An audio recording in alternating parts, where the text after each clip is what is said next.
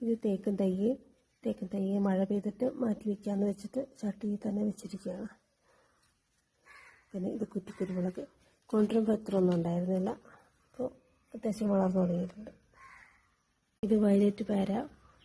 കാര്യമായിട്ട് ഞാൻ കണ്ടിട്ടില്ല വയലറ്റ് പേര, കാര്യമായിട്ടില്ല, ഞാൻ ഒട്ടും തന്നെ വയലറ്റ് പേര കണ്ടിട്ടില്ല.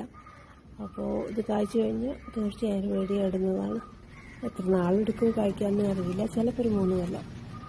ഇത് ചന്ദ്രക്കാരൻ മാങ്ങയുടെ തൈയാണ്, ബഡ് ചെയ്തതാണ്. 3 കൊല്ലം കൊണ്ട് കായ്ക്കുന്നൊക്കെയാണ് പറഞ്ഞിട്ടുള്ളത്. കായ്ച്ചാൽ നല്ലത്.